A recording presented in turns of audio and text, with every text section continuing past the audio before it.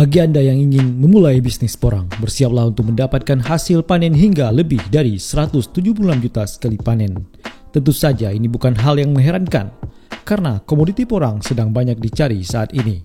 Budidaya porang sedang banyak dibicarakan dikarenakan memiliki nilai ekonomi yang menjanjikan.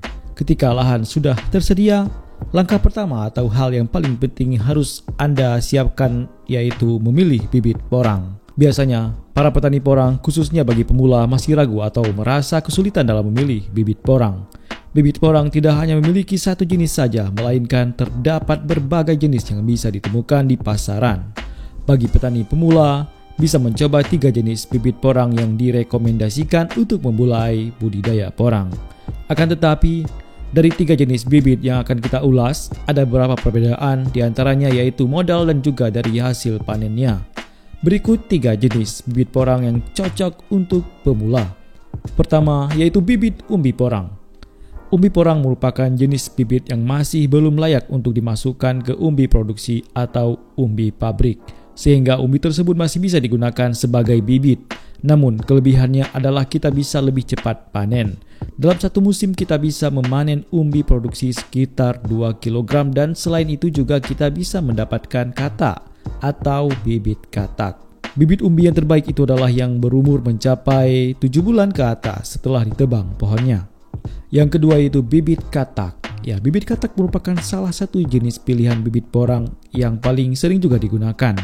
Seringkali bibit katak disebut juga dengan bibit katak super.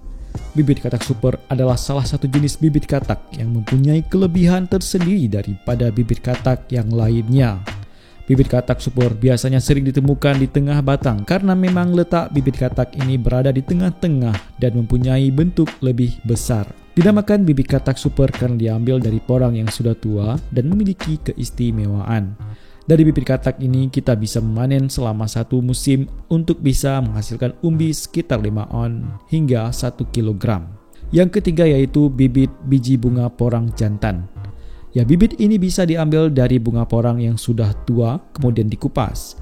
Bibit biji bunga porang bisa digunakan sebagai solusi untuk petani porang yang tidak berambisi atau tergesa-gesa untuk memanen umbi porang.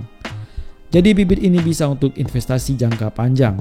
Anda bisa memanen porang dari bibit ini dalam 1 tahun atau 2 tahun kemudian. Walaupun dalam 1 musim hasil panen dari bibit ini menghasilkan 5 ons umbi yang sangat minim, tetapi sudah termasuk umbi produksi. Bagi petani porang pemula, menentukan jenis bibit porang sebelum memulai budidaya adalah hal yang cukup penting. Untuk itu perhatikan jenis bibit porang yang sesuai. Semoga informasi ini bermanfaat.